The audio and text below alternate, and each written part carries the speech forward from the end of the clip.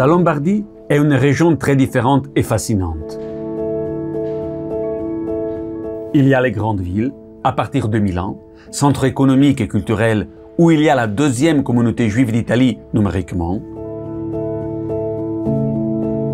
À nord de la région, on est dans les Alpes. Elle est aussi la région des lacs. Dans la partie sud de la région, dans la plaine, la Pianura Padana, on arrive dans une ville parmi les plus importantes en Italie du judaïsme de la Renaissance, Mantova.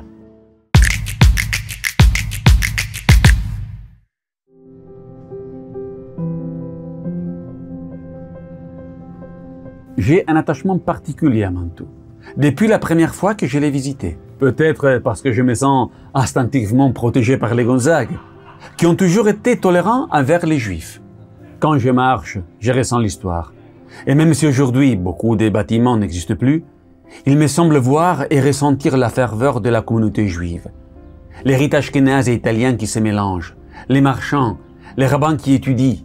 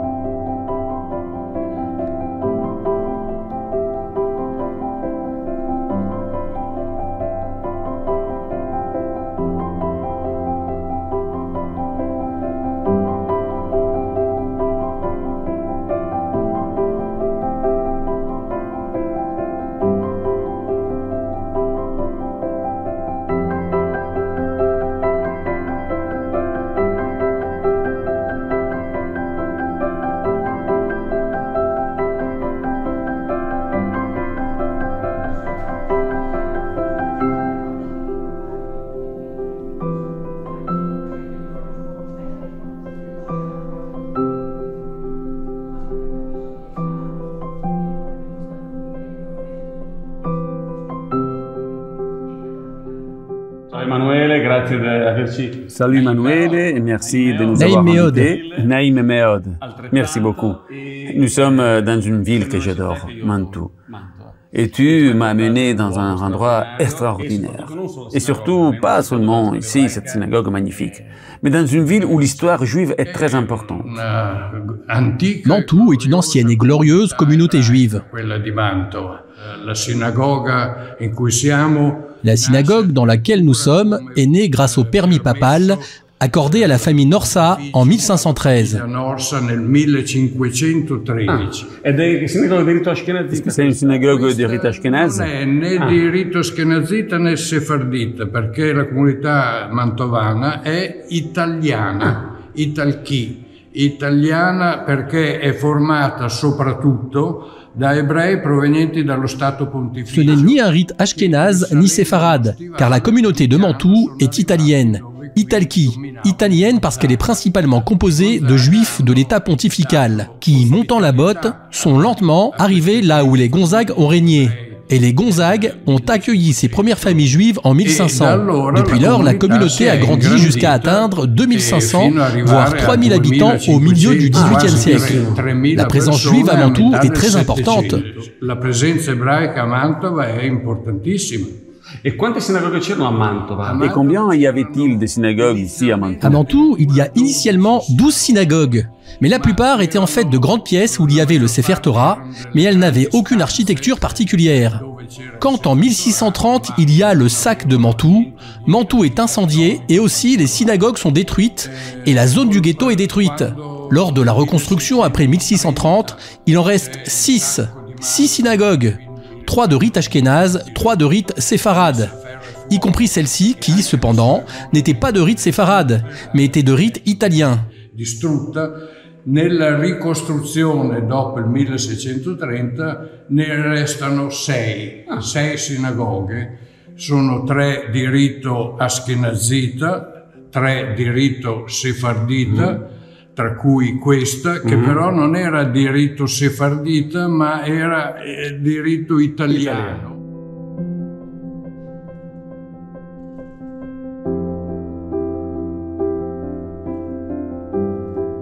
Je dois dire que venir ici, dans cette synagogue, dans cette ville très ancienne, où vivait l'une des communautés les plus importantes, pas seulement de l'Italie, je dirais aussi de l'Occident, est unique.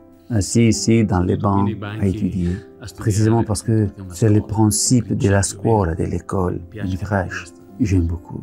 Et je ne voudrais plus me lever. C'est magnifique. È magnifico.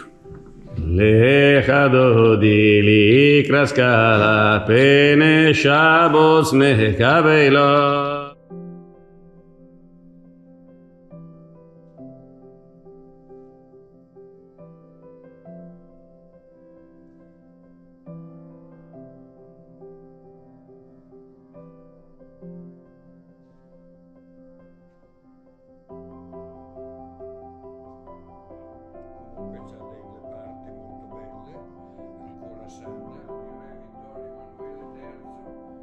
Emanuele, c'è una storia molto simpatica a proposito dell'incontro. Il m'a raconté une très belle histoire sur la rencontre du roi Vittorio Emanuele avec le rabbin de l'époque. L'inauguration de la façade de la grande synagogue s'est faite en présence du roi Vittorio Emanuele III, qui n'était pas venu exprès, mais il était dans la région. Donc, il a accepté d'être présent à cette inauguration de la façade. En regardant la façade qui était majestueuse, pleine de marbre, le roi regarde également une étrange écriture qui est apparue au centre de la façade. Et il demande curieusement au rabbin Lévi qui était à côté de lui, quelles sont ces écritures étranges? Et le rabbin lui répond, Majesté, ce sont les tables de la loi, les tables de Moïse. Le roi reste un peu hésitant, regarde à nouveau ces étranges écrits, puis se tourne vers le rabbin. Je m'en félicite. Et il s'en va. Visiblement, il n'avait rien compris à ce qu'étaient ces étranges écrits. Cosa erano quelle strane scritte? E il rabbino risponde, Maestà, dice, sono le tavole della legge, le tavole di Mosè. Il re resta un po' titubante, guarda ancora quelle strane scritte e poi, rivolto al rabbino, mi compiaccio, e se ne va. Evidentemente non aveva capito nulla di cosa fossero quelle strane scritte. Comme dans presque toutes les villes italiennes, la Renaissance était la meilleure période pour les communautés juives italiennes, jusqu'à l'ouverture ou la fermeture des ghettos. Même si Mantoue reste une exception, malgré le ghetto. Le duc Gonzague, il ne veut pas ouvrir un ghetto. Et sous le prétexte des diverses revendications de la communauté juive, il gagne du temps. Nous sommes 480 familles, d'environ 5 membres chacune, donc plus ou moins 1000 personnes. Où allons-nous? Et les boutiques? Et les entrepôts? Mais le 25 mai 1610, il ouvre le ghetto à Mantoue. À Mantoue, une importante communauté se développe. Et on y trouve plusieurs personnages illustres, comme la famille Casès, Portaleone, Leone de Sommi, dramaturge, Salomone Rossi, musicien, et le kabbaliste Ezra Fano ou Pano.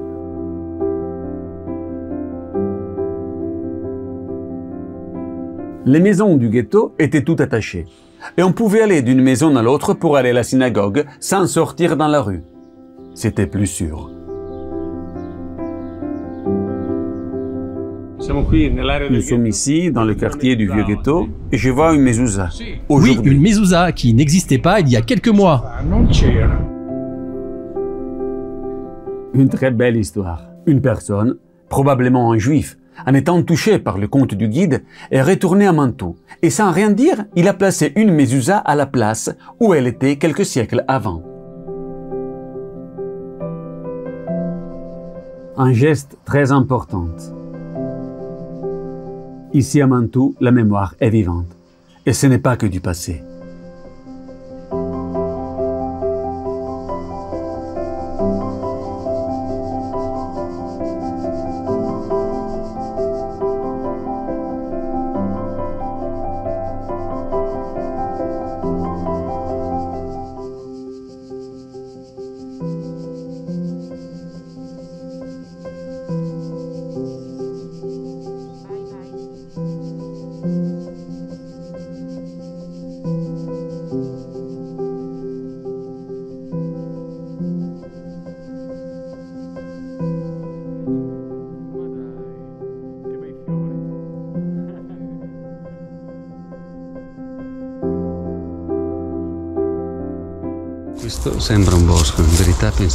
Cela ressemble à une forêt.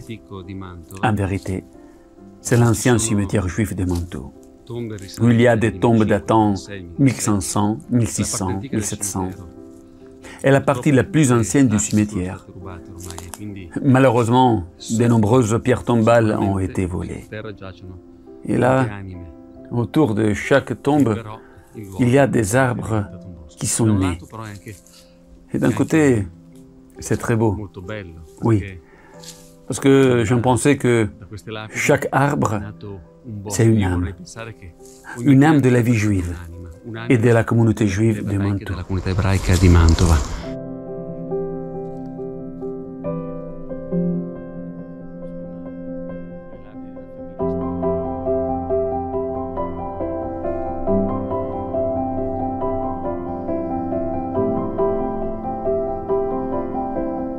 Ici, c'est la zone de l'ancien cimetière. Il ne reste qu'une plaque. Mais les noms de nos maîtres qui sont enterrés sont exceptionnels. Rav Moshe Menachem Azaria de Fano et Rav Moshe Tsakuto.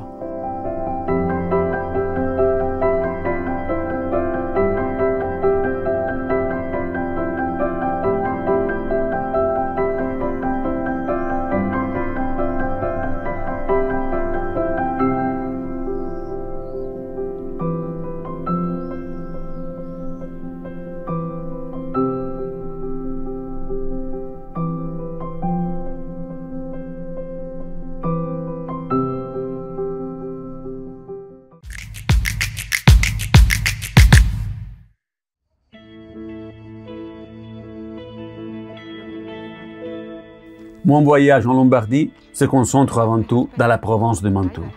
Parce que bien qu'aujourd'hui il n'y a plus de communauté, l'histoire est présente dans plusieurs petites villes, grâce aux cimetières toujours bien conservés.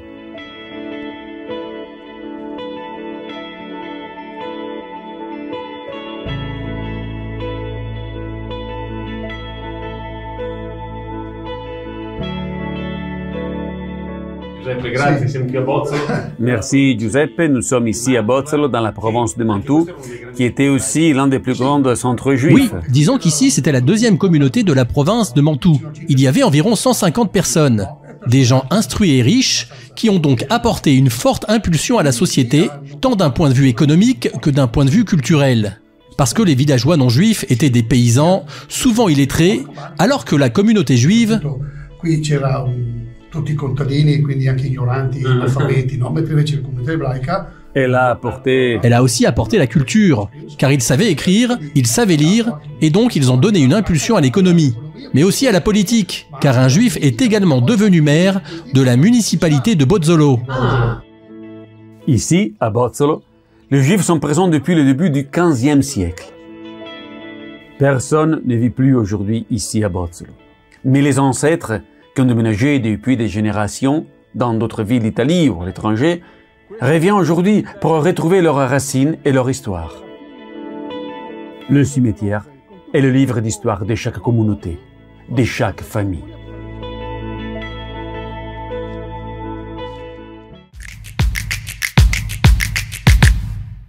Viadana est une autre très petite ville, pas loin de Mantova, de Mantoue.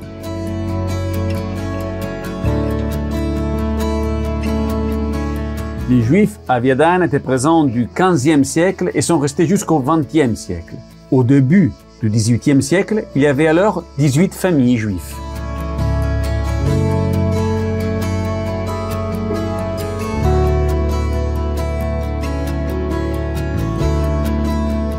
Aujourd'hui, il n'y a plus de communauté. Mais la mémoire est vivante grâce au cimetière et aussi à une petite synagogue, jamais terminée.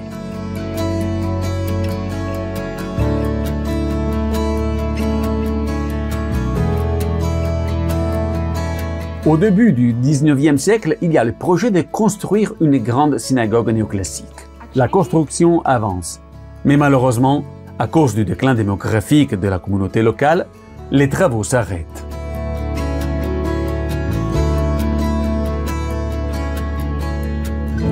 Et aujourd'hui, elle est restée intacte, dans le même état. Peut-être qui attendent le retour de quelqu'un pour la terminer.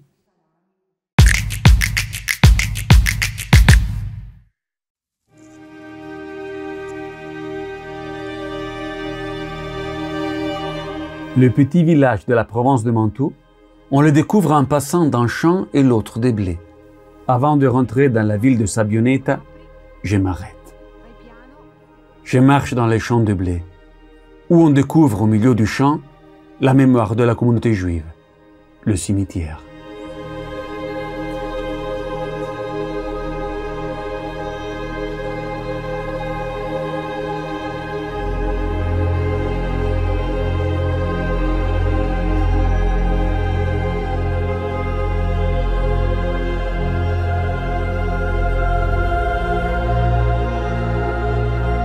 Après, je rentre en ville, à la recherche du patrimoine juif.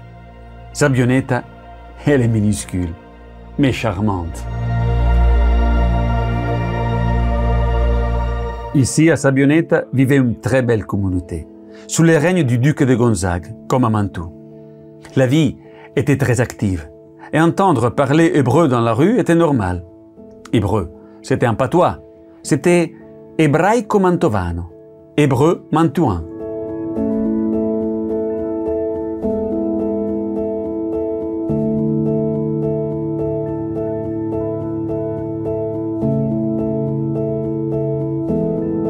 Au début du XVIe siècle, Azriel de Salomon d'Iéna ou d'Iéna, d'origine française, était le rabbin de Sabbioneta. Après lui, il y a eu un autre rabbin toujours français, Yohanan Treves, mais d'origine allemande.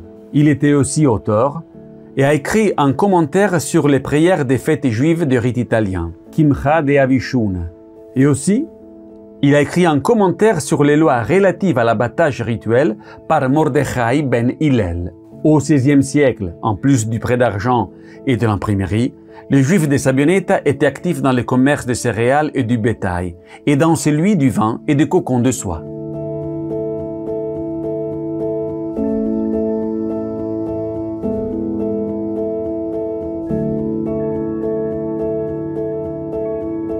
Et pour rester dans le même sujet, l'imprimerie, on est obligé de se diriger vers la ville la plus importante de l'imprimerie juive.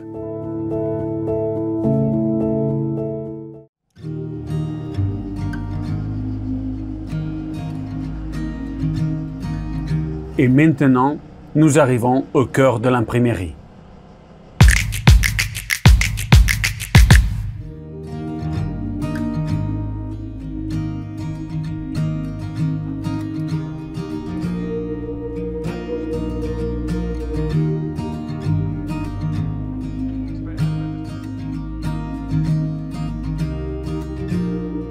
Ciao Beppe, tanto piacere. Salut Beppe. Bonjour. Je suis content, Beppe Cavalli, que tu es le directeur, le président et le Responsable responsable du musée, conseiller de l'office culturel. de l'imprimerie juive de Soncino, l'une des plus importantes d'Italie. Sempre più importanti, no? In Italia. Sì. Perché c'è questo edificio? Perché qui a Soncino. Alors pourquoi y a-t-il ce bâtiment? Car ici à Soncino, en 1488, la première Bible hébraïque complète a été imprimée par une famille juive de Spira en Allemagne. Et l'office culturel de Soncino a repris ce bâtiment qui était en ruine, l'a rénové et en a fait un musée de l'imprimerie pour commémorer ce fait exceptionnel. Per ricordare questo fatto eccezionale. Verso la metà del 1000. Vers le milieu des années 1400, une famille juive est venue s'installer ici en provenance de Spira. Ils sont arrivés ici à la suite des persécutions qui affectaient déjà les Juifs à l'époque. Après avoir visité le nord de l'Italie pendant un certain temps, ils se sont installés ici à Soncino parce qu'ils ont réussi à avoir le permis d'ouvrir un organisme de prêt de la part de Francesco Primo, le duc de Sforza de Milan. Alors, ils ont d'abord commencé à prêter de l'argent. Spira, la città da dove provenivano, è una... Spira, leur ville d'origine, est à environ 90 km de Mayence. Mayence, c'est la ville de Gutenberg, où, au milieu des années 1400, lui aussi avait commencé à imprimer des livres selon un système de sa propre invention. Il fabriquait des pressoirs. Il adaptait même des pressoirs à presser les raisins. Il faisait des caractères en alliage métallique. Les membres de cette famille apprennent l'art de l'imprimerie. Et comme cet art a commencé son essor, ils commencent à imprimer des livres. Nel momento in cui si mettono a stampare libri, cambiano. À ce moment, ils changent leur nom de famille de Spira en Sonkino et signent toute leur production sous le nom de Sonkino. Au début, ils ont imprimé des livres de la tradition juive. Le premier livre imprimé ici à Sonkino était le traité Brachot. Je ne sais pas si je le prononce bien. Puis le Talmud en entier et la Torah. Le 22 avril 1488, ils impriment le premier livre complet de la Bible hébraïque. 1488 stampano la prima Bibbia ebraica completa. En hébreu? En hébreu. Pourquoi je dis complet? Parce que l'alphabet hébraïque est consonantique, c'est-à-dire que les Juifs prononcent les voyelles mais ne les écrivent pas. Sous une chaîne de consonnes, ils insèrent des points et des tirets qui composent les voyelles, pour donner au mot et à la phrase un sens complet. Inseriscono dei puntini, dei trattini, delle lineette che costituiscono le vocali per dare alla parola, alla frase un senso compiuto. Israël Nathan, rabbin et médecin, est le fondateur de la famille. L'Église les accuse de blasphémie et la vie se complique lorsqu'une personne est tuée. Qui accuse-t-il? Les Juifs. Procès à Milan, condamnation, livre brûlé, condamnation à mort. Israël Nathan, ils arrivent à convaincre le duc de Milan d'accepter une très grosse somme d'argent. Si parla di 19.000 ducati d'oro. On parle de 19 000 ducats d'or, 70 kilos d'or.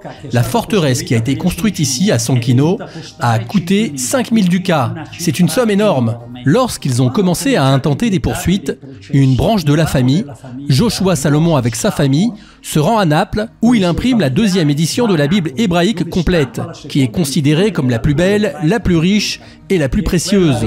La più bella, la più ricca, la più preziosa. Nous sommes vers 1490 et une branche de la famille déménage également à Brescia. Brescia stampano fra le altre cose. À Brescia, entre autres, ils impriment la troisième édition de la Bible hébraïque complète qui a deux particularités. Premièrement, c'est la première Bible imprimée dans le monde en format réduit, en format de poche. Deuxièmement, quelques exemplaires de cette Bible seront utilisés par Martin Luther pour traduire la Bible en allemand. Elle s'appelle aussi la Bible de Berlin. Ils quittent l'Italie et vont à Thessalonique, en Grèce, puis à Constantinople. À Constantinople meurt un fils d'Israël Nathan, qu'on appelait Gershon le Pèlerin, et qui était considéré comme l'un des plus grands, si ce n'est le plus grand des imprimeurs juifs de tous les temps, pour la beauté, la précision et les caractéristiques des ouvrages. Enfin, il se déplace en Égypte, où l'on trouve les derniers livres signés Sonkino et datés de 1557. Le caratteristiche delle opere. Sono stati trovati gli ultimi libri firmati Sonkino e datati 1557.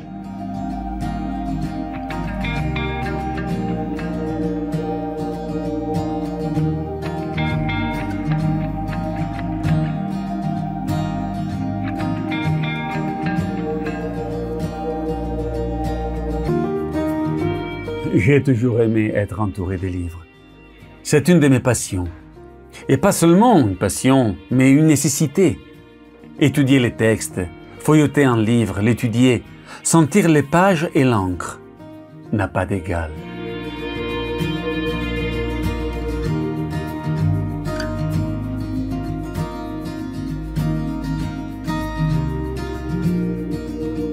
Le papier imprimé a un charme particulier. Et encore plus aujourd'hui, qu'on vive dans une époque artificielle et aux 90% technologique.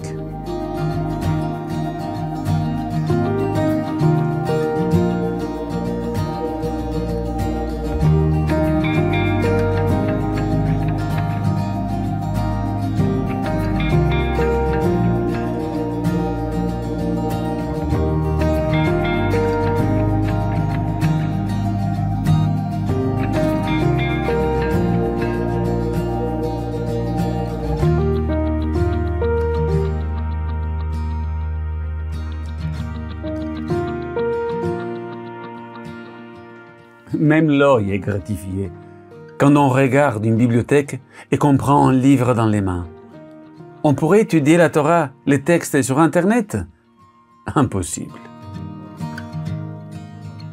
J'ai découvert que je pouvais être même imprimeur. Et j'ai adoré.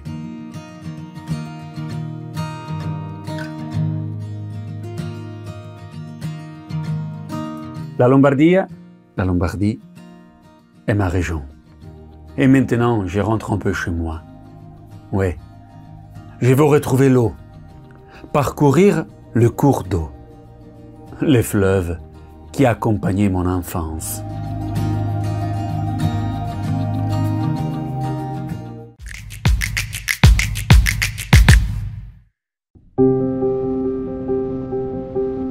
En Lombardie, et en particulier dans cette zone, il y a un fleuve qui a été toujours très important pour le commerce et le transport fluvial. Il s'appelle Oglio. L'eau, je l'ai mentionné à plusieurs reprises, était l'autoroute des transports, et donc la voie commerciale la plus utilisée pendant des siècles. Non seulement les mers, mais aussi les fleuves et les lacs. Et pour cette raison, même les Juifs, souvent, allaient vivre près des rives du fleuve. Ciao Gabriele. Bonjour Gabriel. Bienvenue. Je suis très heureux d'être ici à Iseo parce que je sais qu'ici en Lombardie, c'est l'un des endroits où il y avait encore une présence juive. Alors j'ai voulu en savoir plus. Eh bien ici, à Iseo, il y a une présence juive depuis longtemps. Les documents nous attestent d'une présence juive d'une durée de 70 ans, voire un peu plus. On a la preuve de la présence de plusieurs personnes, différentes familles, car il y avait beaucoup d'actes notariés.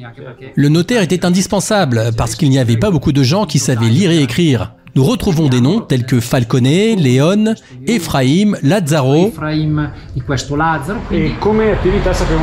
Et en tant que profession, nous savons bien que les Juifs pratiquaient ce qui était permis, y compris le prêt d'argent.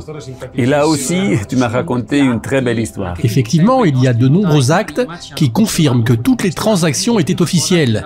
Ils prêtaient à la municipalité, ils prêtaient à des particuliers. Il y a une histoire en particulier. En 1499, un maître peintre, Pietro da Verara, vivant à Iseo, revient à Iseo et se rend compte qu'une autre personne avait pris certains de ses objets et il les avait remis en gage à ce juif Lazare pour obtenir un prêt de sa part. Ensuite, le délai de restitution du prêt avait expiré, donc théoriquement, ils appartenaient à Lazare. Il y a un acte notarié selon lequel le juif s'engage à restituer ses objets contre paiement. Et il y a une liste de tous les objets en question. L'ebreo si mettono d'accordo per la restituzione di queste cose a fronte di un pagamento. Direi che qui è una cosa carina di questo che torna a casa e gli manca. C'è l'elenco di tutti gli oggetti. Il nucleo di queste famiglie ebraiche. Et d'où venait le noyau de ces familles juives? Nous savons avec certitude, d'après ces documents, que ce Lazare était de Vicenza et qu'il était juif d'origine ashkénaze. Disons que lui et sa famille sont passés par la Vénétie et ont vécu à Iseo entre les années 1440 et 1509, et peut-être même au-delà.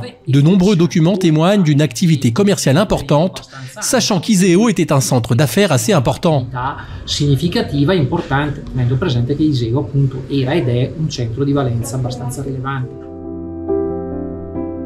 Les Juifs sont vraiment partout, même à Iseo. Iseo a des origines anciennes comme de nombreuses villes de Brescia. Certaines découvertes nous parlent même de villas romaines au début du Moyen-Âge. Et le noyau médiéval a été très bien conservé grâce au fait que les troisièmes murs de la ville, qui ont été consolidés au début du XIVe siècle, ont été conservés plus ou moins intacts jusqu'au XIXe siècle. Et l'environnement interne a été conservé plus ou moins intact. Par exemple, le quartier de Campo est celui où historiquement nous avons la présence de Juifs au XVe siècle.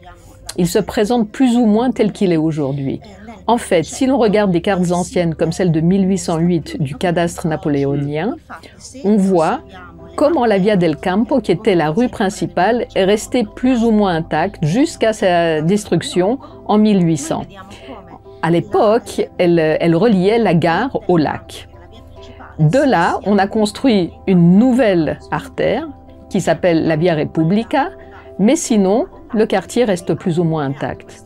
Il y avait le quartier artisanal. En fait, historiquement, nous savons qu'il était habité par plusieurs potiers qui avaient leur four ici. Et en fait, à l'intérieur des murs, il s'appelle généralement Contrada del Campo. Mais nous savons que déjà au Moyen-Âge, l'extérieur s'appelait Contrada del Fornaci, des fours, en souvenir de ces fours. Et c'est ici qu'a été retrouvée la pierre tombale d'Ephraim en 1637, qui est la première marque de présence juive à Iseo. Proprio a memoria di questi forni, ed è qui che è stata ritrovata nel 1637 la lapide di Ephraim.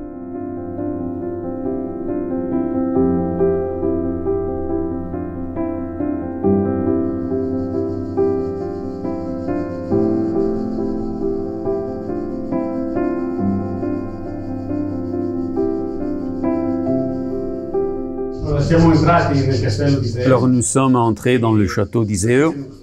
Et pourquoi nous sommes dans ces lieux? Qu'est-ce que cela nous rappelle? Il y a un lien direct avec la présence juive, parce que ce lieu, qui ressemble encore à un château, a longtemps été un couvent. Et dans ce couvent vivait le frère Fulgenzio Rinaldi des Capucins, un franciscain, qui est celui qui a découvert la pierre tombale de ce juif qui s'appelle Ephraïm, et qui est la seule preuve matérielle, en dehors des documents qui parlent de cette présence juive, à Iseo. Et c'est lui, dans ce texte de 1685, qui nous fait part de cette découverte et du placement en 1637 de cette épigraphe, retirée du jardin dans le quartier du Campo, devant la porte du Campo dont nous parlions, qui avait été apportée à la porte du curé et placée à la curiosité des personnes présentes. Et c'est justement ce franciscain qui nous montre comment, entre juifs intelligents et leurs rabbins ensemble, ils ont traduit cette épigraphe qui nous évoque le personnage d'Ephraïm, mort le 6 du mois d'Adar en l'an 5241, etc., etc., qui correspond à l'année 1481.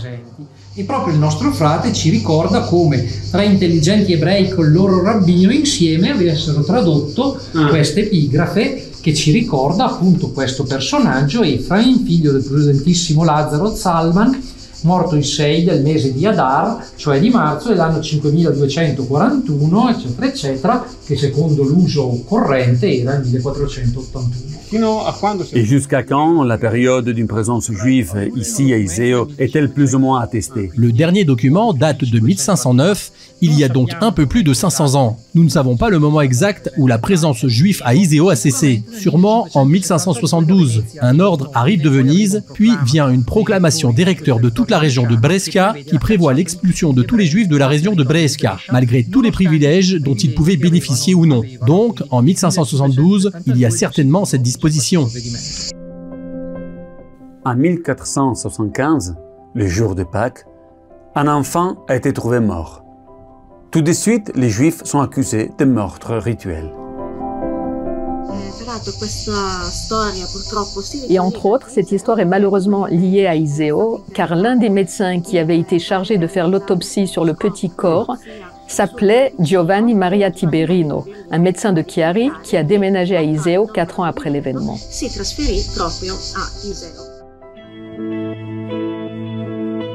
Et voilà, je quitte le lac en regardant ma vallée, la vallée de mes ancêtres, en laissant ici un peu de mon cœur.